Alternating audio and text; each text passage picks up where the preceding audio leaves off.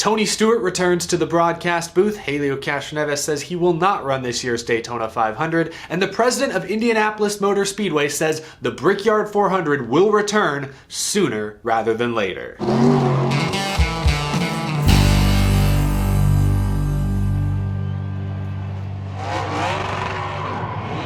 How's it going, y'all? My name is Eric. Welcome to Out of the Groove. Happy Friday. I hope y'all have had a great week. Before we get to all the news today, I've got something exciting to show you. If you follow me on Twitter, TikTok, Instagram, you've probably already seen this, but yesterday I received a very exciting package.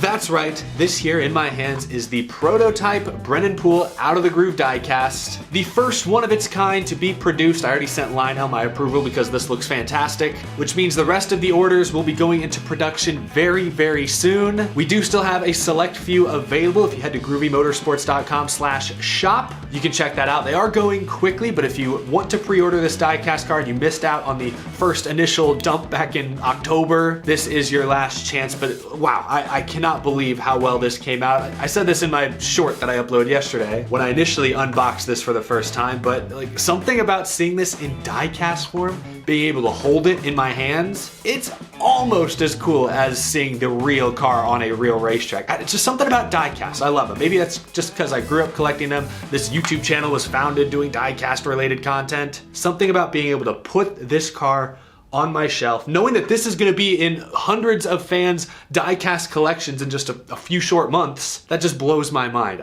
Really excited with how this came out. Really cool opportunity once again. Thank you all so much for the support. And if you already pre-ordered your diecast, they are coming. Lionel production schedule, you know it takes time, but hopefully by the late spring, maybe early summer, these will begin shipping out to fans across the country. So I really appreciate the support. Just wanted to show this off first and foremost because it blew my mind. It's so awesome to see this finally put into production. Now, I hate to transition from something happy and exciting like that to something more serious and sad, but right after I uploaded my video yesterday, I saw the news from Rayum Bros Racing that a fire had broken out at their race shop. Here was the initial tweet, the initial statement the team released. Earlier this afternoon, there was a fire at the RBR shop. An investigation into the cause is ongoing. We are in the process of determining the extent of the damages. More importantly, a few of our team members did sustain injuries during the fire and are being transported for medical treatment. Please keep them in your thoughts and prayers. Really scary, ongoing situation yesterday afternoon. The team has released an update. Our team members, Taylor Collier and Devin Foken, have been treated and released. Taylor was treated for smoke inhalation at Lake Norman Regional, and Devin was treated for serious burns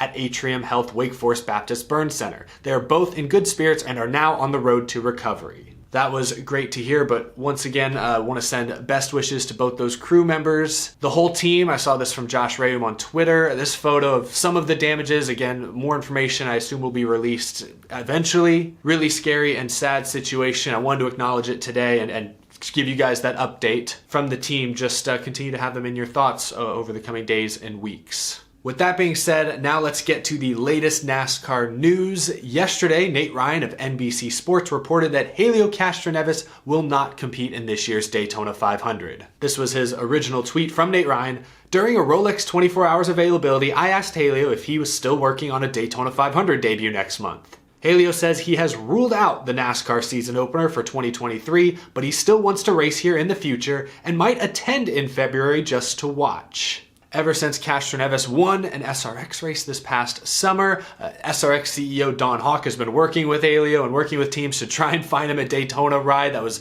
apparently a promise that he made Helio. A few months ago, we'd heard that Trackhouse's Project 91 and the 50 car for the Money team had emerged as the two likely frontrunners. We heard about a week or two ago from Justin Marks that Trackhouse was not going to bring the 91, so the 50 car was the only other remaining option. And now, straight from Helio Castroneves, he says that will not happen this year. Now, Adam Stern from Sports Business Journal then tweeted this out. With Helio ruling out next month's Daytona 500, the Money team is now looking at whether it can get Connor Daly into the seat, though a deal is not yet finalized. Connor Daly, another open wheel name. He's made a couple of NASCAR starts. He actually made his Cup Series debut last fall at the Charlotte Roval, driving the 50 car for the Money Team. Would be a cool opportunity for him. Of course, anyone who drives that 50 car will have to qualify for the Daytona 500, either on speed or through the 2 dual races on Thursday. I'm disappointed that Castroneves won't do it. We now have Jimmy Johnson, Travis Pastrana, legends on the entry list. A lot of young guys going to try and qualify in, like Zane Smith, Austin Hill, Chandler Smith. I was kind of hoping we could add another legend to kind of balance things out. Castroneves, Johnson, Pastrana versus Hill, Smith, and Smith. I feel like that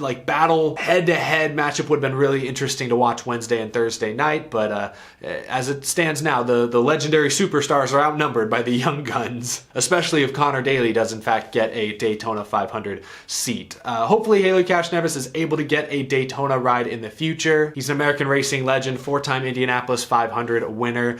I'd love to see him compete on the high banks of Daytona in NASCAR's biggest race. I think anyone would. So hopefully next year or sometime soon they can get a deal done. Disappointing that nothing came to fruition this year. That's just my opinion. Speaking of the Daytona 500, yesterday Fox Sports confirmed that Tony Stewart will return to the broadcast booth to call the action for both the season opening Clash at the LA Coliseum and the Daytona 500. Similar to last year, he'll be alongside Mike Joy and Clint Boyer once again. I'm okay with this move. My only complaint last year about Tony Stewart in the broadcast booth, and I had to go back and watch the races later because I was at both races in person, but it just felt at times as though Tony Stewart was uncharacteristically timid. Like he wasn't exactly sure when he was supposed to speak. He was a little more calm and polished maybe than I think most of us would have expected. And that's fine, that's good. But I think when you hear that Tony Stewart is going to be handed an open mic on national television, I think every fan, every NASCAR fan, scooch to the edge of their seat, hanging on every word. Oh boy, what could Tony Stewart possibly say next? What hot take or fiery opinion is he going to spew out? And I mean, I have to go back and watch a little bit more, but I don't remember getting much of that last season. If you're going to get a quiet, non-controversial Tony Stewart in the booth, that kind of defeats the purpose of having Tony Stewart in the booth, in my opinion. Obviously, he's still a 3-time NASCAR champion, a NASCAR Hall of Famer. It's great to have him on the air, but I'm hoping this year Tony Stewart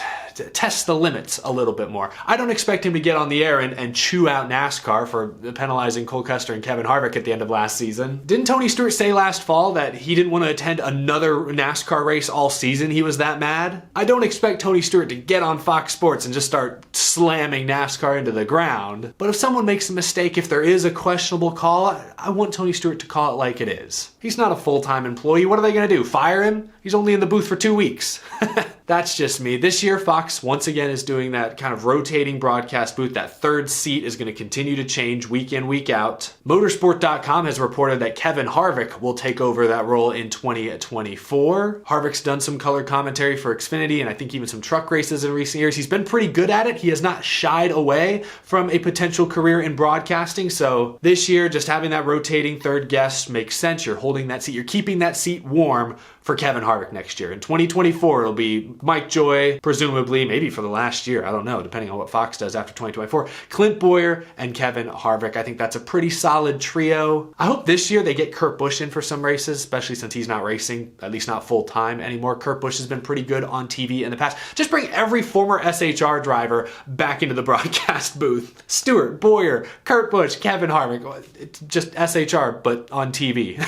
Anyway, leave a comment down below. Are you excited about Tony Stewart joining the broadcast booth? Are there any drivers or crew chiefs that you'd like to see fill that third seat later this season? Let me know. Now, lastly, we've already talked about some IndyCar drivers potentially racing at Daytona. Now let's talk about NASCAR's future at Indianapolis. Pretty much all of today, every single track president is getting some time on SiriusXM NASCAR radio to answer questions, talk about the upcoming season. This morning, Doug Bowles, the president of Indianapolis Motor Speedway, was on, and he talked about the possibility of NASCAR returning to the oval in the near future, bringing back the Brickyard 400. Here's what Doug Bowles had to say. We do want to get back on the oval at some point in time. The question is, when do we do that? And then do we do that? Do we go back to the oval permanently, or do we start some sort of rotation where you're oval some years, road course others, or do you just do it every 10 years or whatever? So we haven't decided exactly how that looks. I will tell you that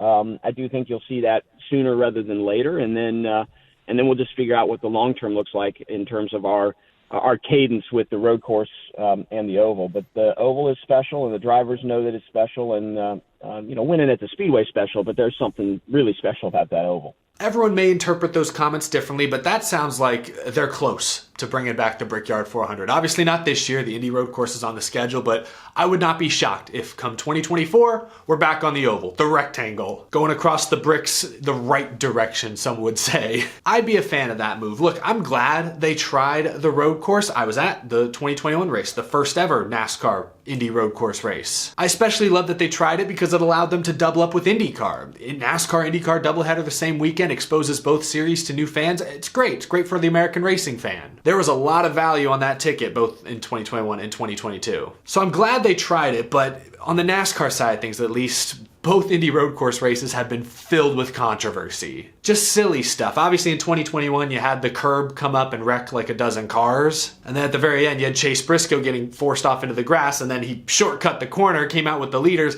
and then dumped Denny Hamlin, not realizing he was under penalty. 2021 was all-time silly. 2022 tried to top it though, with Joey Logano going 7 wide into turn 1. What is he doing? I don't mean to pile on Joey Logano. Everybody was driving in over their heads, but that was particularly egregious. And then you had Ross Chastain just intentionally missing the corner, taking the access road, and coming out ahead of Tyler Reddick, who had dominated the race up to that point. Luckily, Reddick still was able to pass him cleanly and win the race, a race he deserved to win. But, Chastain gets penalized afterwards for, I don't think, doing anything wrong, just exploiting a loophole. Controversy. Both years, 2 silly races full of controversy. So while I'm glad they tried it, and there have been some fun, memorable moments at the Indy road course the last 2 years, NASCAR should go back to the oval. Absolutely. You're not going to fill the stands, but you'll get a better TV rating. The drivers, especially the veteran drivers, clearly hold the Indy oval in much higher regards than the Indy road course. It's a bigger event. It's the Brickyard 400. And you never know, with the next gen car, the way it ran at intermediates last year, it might perform great in Indianapolis. This could before long become one of the can't miss races on the calendar every year. You just never know. What we do know is that winning at Indianapolis on the oval is different than winning on the road course. It is more special. You can argue that NASCAR shouldn't race at Indianapolis at all. They're piggybacking off IndyCar's legacy and history, and you're right. I'm not going to say you're wrong, but if NASCAR insists on going to Indianapolis obviously wants NASCAR there, the oval, I think, makes more sense going forward. I wouldn't mind the occasional swap, maybe 1 year Brickyard 400, 1 year road course. Back to the oval, back to the oval. Maybe you could alternate it back and forth. I think not going to the oval the last few years has caused some fans to kind of miss it again. You don't really know how much you love something until it's taken away from you. Maybe it's something like that. Fans now are starting to miss the oval despite it producing less than stellar racing for many years. So maybe if you just alternate every year, people won't get burned out or tired of it. Who knows? I don't know. But I'd like to see the oval return, and it sounds like from Indianapolis Motor Speedway's president, that is going to happen at some point in the next couple of years, next few years, maybe next year. I wouldn't be surprised. Are you on team Indy Oval or Indy Road Course? Let me know down in the comment section below. That's gonna do it for this episode. If you enjoyed this video, please leave it a like. It helps me out a ton. And if you're new and you love NASCAR, be sure to hit that subscribe button down below. And as always, a big thank you to my Patreon supporters for your continued and very generous support of this show. I can't stop looking at this thing. It really is a dream come true. I'm gonna have to find a nice space on one of my shelves to display it. Maybe put it behind glass. I'm worried my fingerprints are gonna smudge it. So crazy, unbelievable. Thank you all so much for watching, and thanks for the continued support. I'll see you in the next episode.